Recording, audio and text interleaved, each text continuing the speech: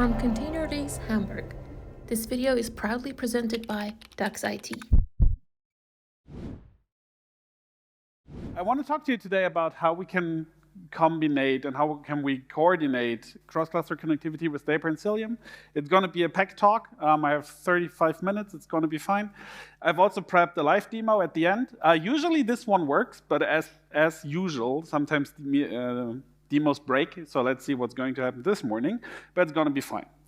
As already said, my name is Manuel Zapf. I'm working for a German consulting company called Concentric as a solution architect. I used to be, or officially I still am, a traffic maintainer. I used to work for traffic back in the days. I used to work for Solo back in the days. So like really in that CNCF cloud native startup world before moving back into something more chilled. I'm also a Dapr Meteor, so that's why you might be wondering why I'm talking about Dapr. And yeah, I just love putting things together. So let's see. For today, we have a couple of points we want to touch. First on just super brief, what is Dapr, in case you don't know it yet, but it's like somewhat important that you know what it is, right?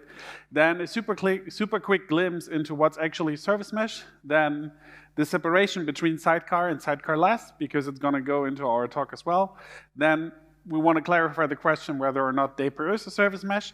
And then we're going to dive into what Cilium, I mean, you know it probably, but still, just some definition. And then we hopefully see some shit working in the end.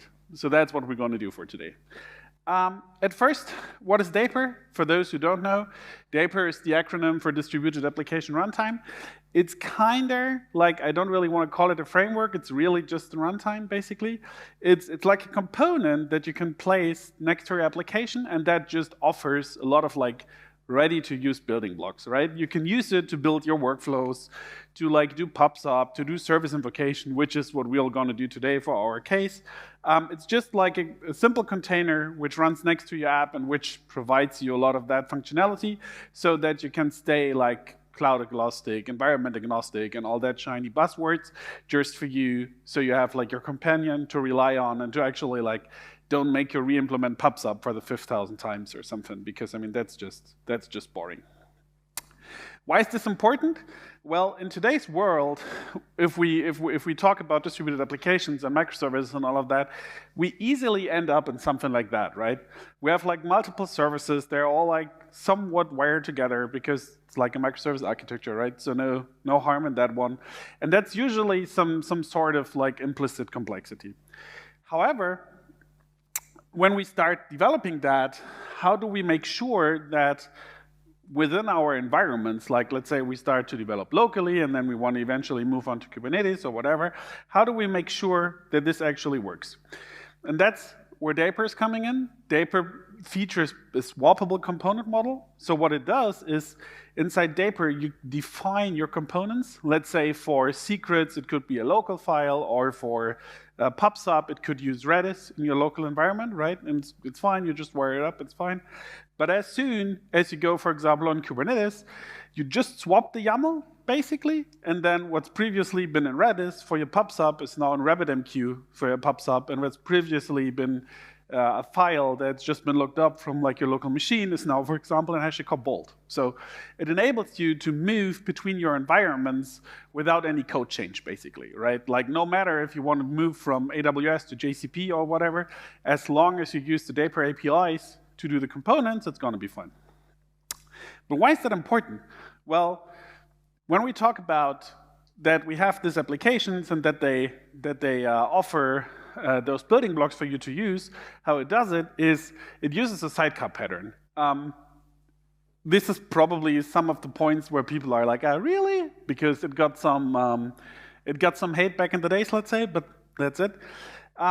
So by default, each and every of your services has this sidecar, right? And this sidecar offers this functionality for like PubSub, whatever. And it does that because it offers an API for the application to use to like do that building block. So for example, if you want to talk about PubSub, you would not directly integrate RabbitMQ, for example. You would rather tell Dapr to connect to RabbitMQ and do your thing. And to do that, each and every application by default has its own sidecar, its own little Dapr running alongside it, which will provide all of that functionality. But just by the word sidecar, the first glimpse in your head will be, wait, we know sidecar back from like the service mesh world, right? What is it? Well, for the service mesh, if we want to find like an easy definition, basically a service mesh is like a dedicated infrastructure layer, which provides you just like a shit ton of functionality. Service discovery and routing, observability, traffic management, like all of that network-related functionality that you might need if you are going into like large-scale environments, large-scale installations, and all that kind of thing.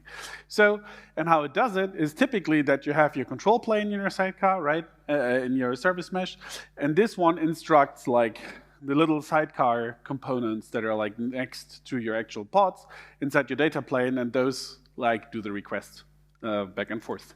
So there are a couple big implementations for service mesh this year, and just like disclaimer, logo size does not mean rather I like it or not. It's just I copied the logos, so it's going to be fine. And I think the most common one you guys know will be Cilium, Linkerd, and Istio, so no surprise there. But that's like those pieces that you could use. I already touched on like sidecars and their bad things and whatever. And recently, well, 2 years ago or something, it started. There came the discussion, especially with Cilium and eBPF, of sidecar versus sidecarless. Back in the days, for the first service meshes, sidecars were like the de facto standard, right? Like, remember Istio in the first versions, it just had sidecars. And that's been fine, because that's what we had, right? We as a community, we as like those people, that's what we had. However, it really had challenges, like not to start in costs, because you had sidecars everywhere. They consume RAM, memory, like it's just expensive or can become expensive. There were cases, I don't know who of you troubleshooted like an Istio running wild because of race conditions, like key rotations or something like that. Just crazy, like we don't really want to do that anymore, but still. And it's just like hard in terms of maintenance. And if we really look at what a sidecar does, I mean, it takes in some sort of traffic, either like pure TCP streams or HTTP traffic, doesn't matter, and then it moves that somewhere. So eventually, a sidecar is just a proxy if we really want to nail it down to that purpose and to that matter. And therefore, we as an industry and we as a community needed a new solution, and that's where eBPF came in. eBPF allows you, as it's like down in the kernel, right? It kind of allows you to run a service mesh, if you want to call it like that, in the kernel, because it can just do all the fancy networking bits and pieces that you probably heard in all the other talks here around ContainerDays already. And it can cover what a sidecar was and is able to do to some extent, and therefore the hard need for sidecars somewhat disappeared, and now we are more into this sidecar-less fashion. But with all that definition, we still have to figure out, is Dapr a sidecar or not, a service mesh or not? And I think the answer is relatively easy if you really drill down into what each and every one of this component offers. Dapr in itself is definitely not a service mesh. However, it does offer overlapping capabilities. Therefore, this confusion, if you want to call it like this, is really is understandable, because it allows you to do service invocation between services that are like Daprized. You have MTLS in them, you have metrics, you have resiliency policies like retries and all of that. So this is really like traditionally, that's been functionality that has been offered by a service mesh, hence people might think, hey, Dapr is a service mesh. However, they both have way different focuses and target groups, and even like what they want to achieve. Dapr in itself really focuses on this application building blocks, right? Pub, sub, workflow, I already named them. And all of these networking bits and pieces kind of are just there because they need to be there. While on the other hand, the service mesh in itself really focus is to wire services, to wire application together so that they can work. And for the sake of this talk, some of them also can help you to wire things together through across clusters, and that's what we're going to look at in just a second. However, one thing, or actually two things, we need to touch on first. I said that Dapr comes by sidecar, And by default, that's true. However, there's an option, and this option is called Dapr Shared. It's an alternative deployment model for Dapr where not each and every application, or each and every container, better to say, has its own sidecar, but rather you deploy it like either as a daemon set or a deployment, and then you have this Dapr-D, this instance running decoupled from the lifecycle of the actual application. And that's pretty cool because it allows you to break this. Each and every pod has like its own sidecar, right? So you can either, if you want to do like scale automatically or things like that, you're not bound to this. So this is pretty cool. And at the same time, this flexibility that you either have a sidecar or not, and you go for this dedicated instances, allows for great integrations because you have this flexibility. You can decouple things. You can wire things differently together, and that's what allows you to do easier integrations with, for example, service meshes such as Cilium. So I already touched on Cilium, but just like the super quick one-on-one.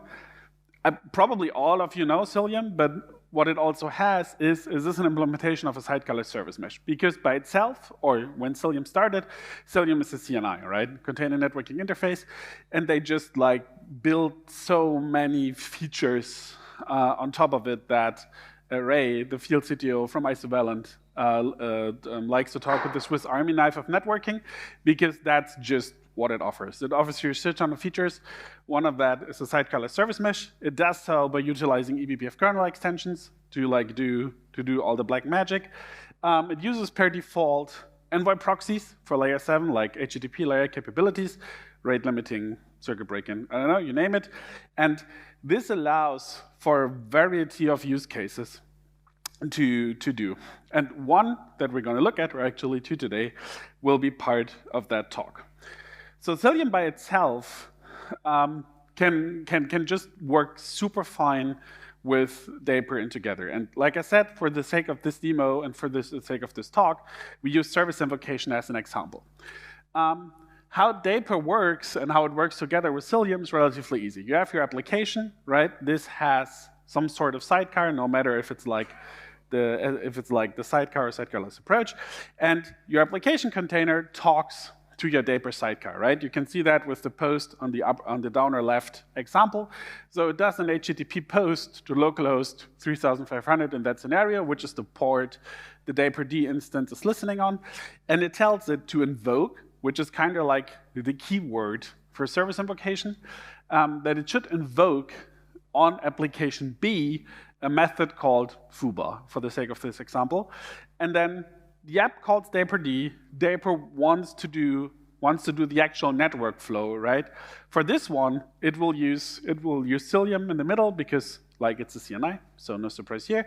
And then through Cilium, it gets to like the Dapr-D instance of application B, and application B can understand this HTTP post.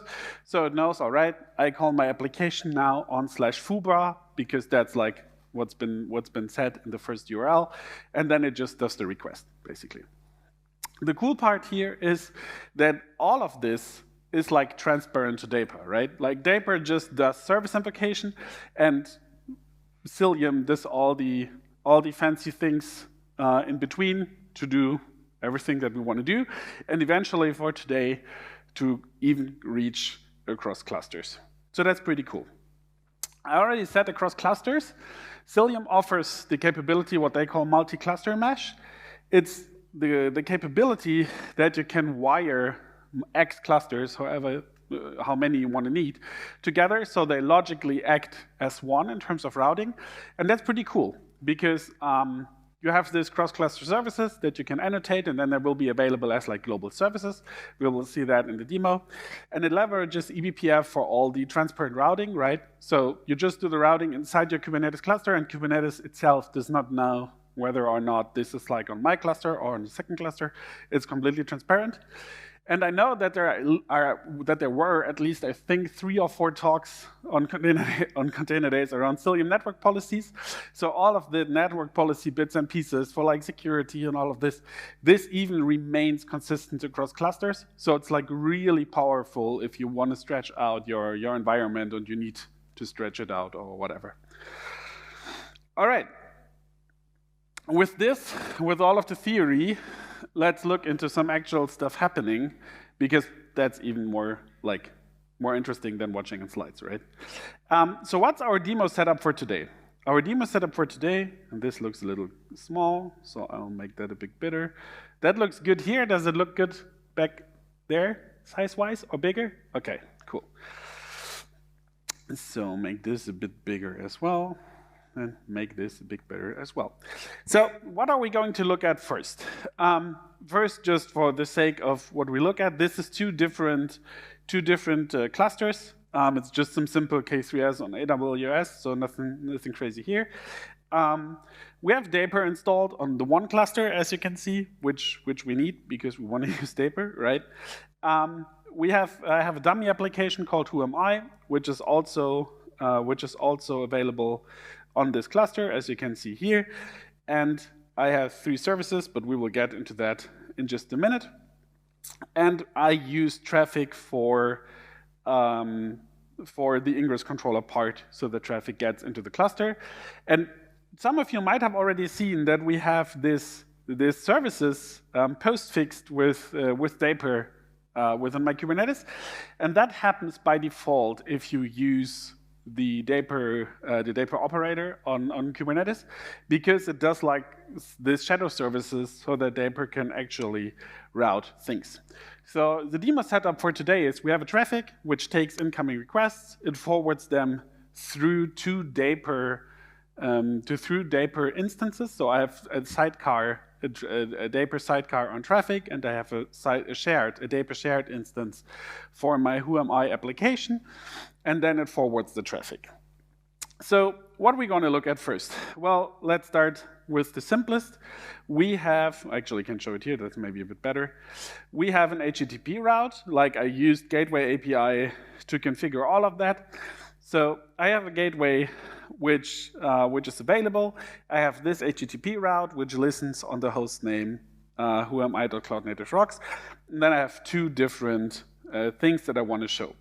The first thing I want to show is that, actually it's going to be the second that I want to show, that when I use this host name with /Dapr, I will forward all of my requests that are going through traffic, I will forward them through Dapr through the service invocation. How we do this, I've added a middleware that adds some headers so Dapr can understand, hey, please do something with it. This is the second method that you can use for Dapr. The first one was on the slides with like the specific URL semantics, but you can also add some headers, and that's what's been a little easier for me. And yeah, let's start with that. That's going to be the simplest. First things first, though, because I don't want to spoil something, let's quickly comment this out. And then this is fine. Which was it? It was there. So, kubectl run. Correct. Oops, that was the wrong cluster. Happens to the best. There we go. Okay. So if we curl it, we see that that's just the dummy Who Am I, and maybe I should do. I need to do it with -v. So I called my URL. It's fine. It just there was just some DNS resolution and shit like that. That's fine. How do we know that we went through Dapr? Well, Dapr in itself does add some headers in the response, right? So we see that the caller, so who does the first Dapr call, was a Dapr application called traffic, and who received the Dapr call was an application called Who Am I. This was on the /Dapr, as we have seen in here. So I did all the shenanigans to put it through Dapr. That's fine. And we just got a response from the service, like with just some headers, and it's fine. So nothing crazy here. So the cool part is here, and I should have done different, but it works like this as well. If we're going to use Hubble, and I do the same, the correct cluster, Hubble is an observability tool by Cilium, so you can see network traffic flows, right? And so just to show you that I'm not talking shit, we can visualize the flows, right? And as we can see here, we have the traffic which goes through like the Dapr shard instance and through the other sidecar, and we see those requests, those requests coming in here. So all good on this one. Okay, so this is like basically standard service invocation through Dapr at this point, right? It uses Cilium under the hood, but Cilium is not really doing anything for it. What Dapr by itself does not offer is something that that gets to once we go for it, is Dapr in itself does not offer canary releases, for example, but Cilium can be used for canary releases. So we can place an HTTP route on my service called who am I, right? And we tell it to do a split, a 50-50 split between who am I v1 and who am I v2. This is just services in my cluster, right? And if we look at the services here, we see those services. So there's who am I v1 and there's who am I v2. If we look at the selector, we see it's just like different pods basically. So if we look at the pods, just to show you that those are here, I scrolled over them. Here we have 2 replicas each. Who am I v1? Who am I v2? So those are the ones that are here. Let's quickly check that they are actually there. Who am I route service? Yeah. So if I do the curl, and I've showed you that it's flowing through, so let's do it without. We see there's the v1. So this is the v1 replica. If I do it again, I spoiled it. Okay, you did not see v3 here. There was v2 for the sake of this example. Come on, show me v2. There, that's what I wanted to see. So it did load balance across the services on my first single left cluster, right? So you did not see something else. We see that this was like distributed across the different who am I variants. So you can already see there that both applications or both projects really have like different purposes, right? Like Dapr asks for building blocks and things like that, and you can then use your networking tool of choice, in this scenario Cilium, to do the canary and things like that. But that's only part of what I want to talk to you today, because the second part is, and you already saw it in the responses, is that we can use this to do cross-cluster, and cross-cluster transparently. And I don't know who of you already had the challenge to build something like that, but I know that I had a customer that needed something like this. And we first tried to build it without something like Cilium, and oh boy, that's been a journey. A pretty painful one, to be more precise. So I've been really happy once I figured we can use Cilium to do something like that, because it really just helps us out.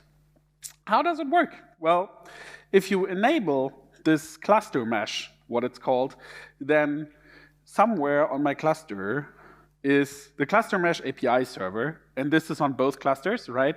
Because this is like what spins up the initial connection, let's say, per control planes on the cluster, and it needs this connection on the control plane, because somehow you need to tell it, hey, I have these services, and they should be reachable across clusters. How does this work? You have to define your service, and for the sake of this demo, it's the who am I v3 service, right? And you can see in the selector that it would select local endpoints which are labeled app who am I version v3. As you saw on the pods, we don't have a v3 pod, a matching v3 pod on this cluster, and in order to like make this service available across the mesh of clusters, we need to set this global annotation, and then Cilium knows, okay, this is an exported service, a global service. I can try to route like across the mesh for this one. However, this is just one side of the story. So on my other cluster, I have, let's make this a bit more, I have also the Who-am-I v3 service. What a surprise. It looks exactly the same. It also has the global annotation. So Cilium also knows here, hey, I will find endpoints here, potentially, if I find pods that match that selector. And if we look at the pods running on this cluster, you see that there is 2 Who-am-Is, or 2 Who-am-I pods, and you see that those are the ones labeled version v3. So version 1 and version 2 are available on cluster 1 in the sake of this example, and my version 3 endpoint is available on my second cluster.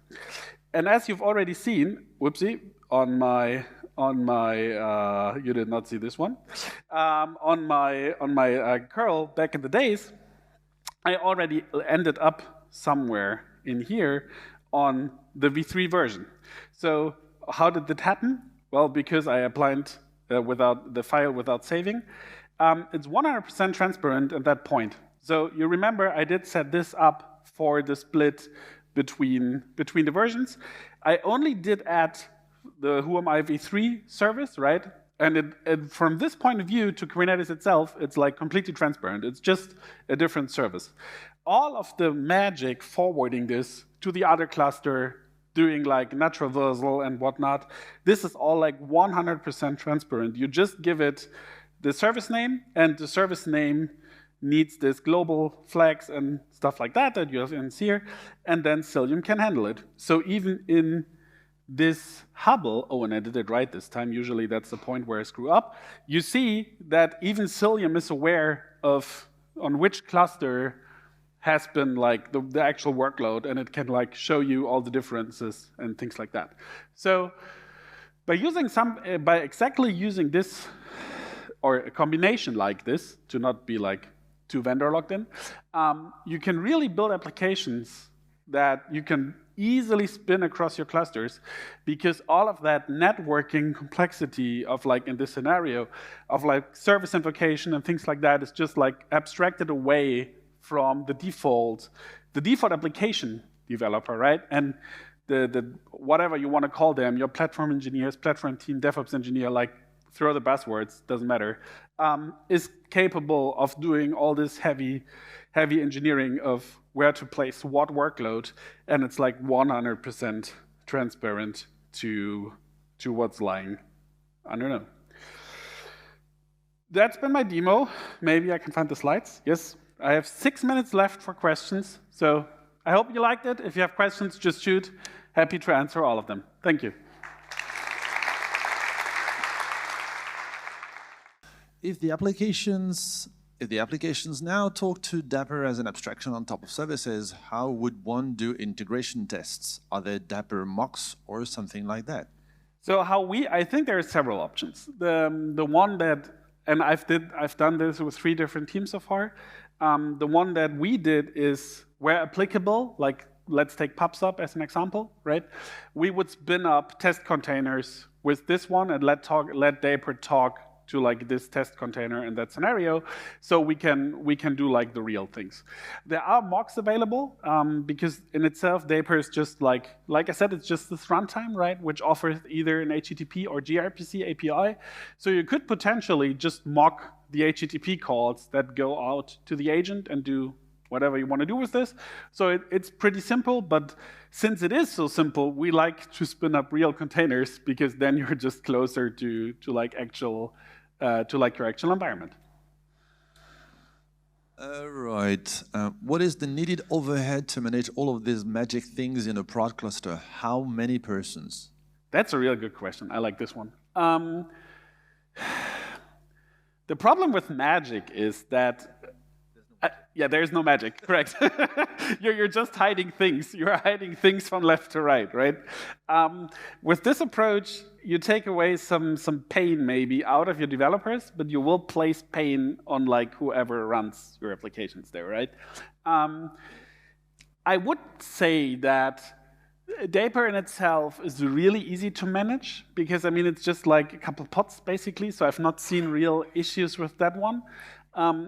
I would go with if your team is, if you already have a team which is big enough that you really like are endeavoring on this Kubernetes journey and all of that, and you have the need that you like need multiple clusters to wire things together to like run Cilium and all that kind of things, then you probably have the person size already to handle this, because once it's running, it's relatively easy. What takes a bit of a learning curve is to understand the concepts, right, and to wire it up like once. But once it's wired up, it's relatively easy in production. Well, easy as in Kubernetes, right? But you get the drill.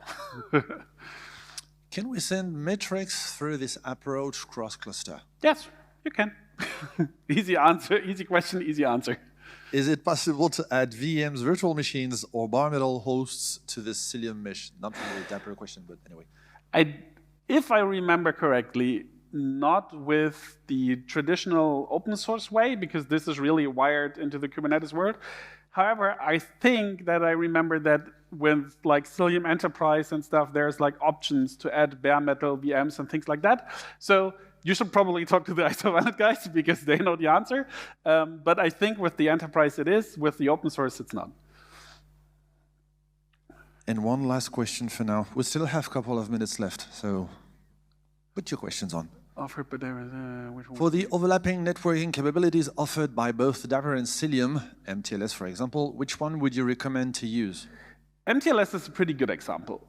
Actually, let's do two examples. Let's start with the easier first. I would first ask the question, who is responsible of configuring that overlapping capabilities?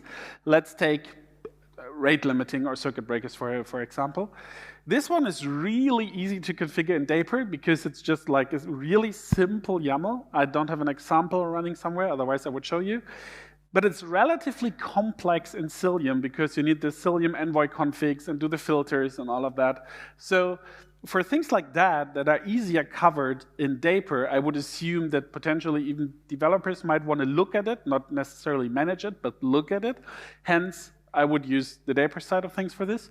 For MTLS in particular, I don't think that it actually matters. Just make sure to only use it once. Because if you use it twice, you will have this double encryption and double encryption shenanigans, and that's just going to cost you performance. So I would be careful about this. Gut feeling is, if I am having Cilium in the cluster, I would use Cilium for the MTLS part, especially if it's like cross-cluster. So that would be my recommendation, if you want to take it like that. But yeah, in the end, just make sure it's only one time. That's it? Yeah, no. No. I have one last question for you, but I would for the audience perhaps to add more. Yeah, I think we had this already, right? Yeah. Can we send metrics? So yes, you can. Or does someone want to take the mic? Don't be shy. Doesn't look like. All right, I'll go then. I often see another open source projects when we talk about PubSub NATs. So what's your take between the two? I know this is a tough question, but especially with all the license drama recently, right? But, absolutely. I like NAT. I run it in a couple projects, and I think it's really great because it's also really powerful, since it also has this service discovery stuff built in and stuff like that.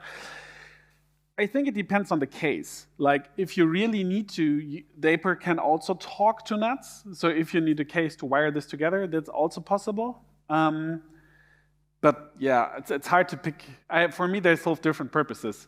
Like, NATs in itself is already really feature complete, but if you need like more building blocks, then I would probably opt to Dapr. So yeah, it depends. Thanks a lot. Sure thing. Really, no question. You might not have enough coffee this morning. Okay, that's it. So I'll wait for more questions after the coffee break, right? Agreed? All right. Well then, thanks a lot for your talk. Thank you so much. Enjoy the rest of the conference. From ContainerDays Hamburg, this video is proudly presented by Dux IT.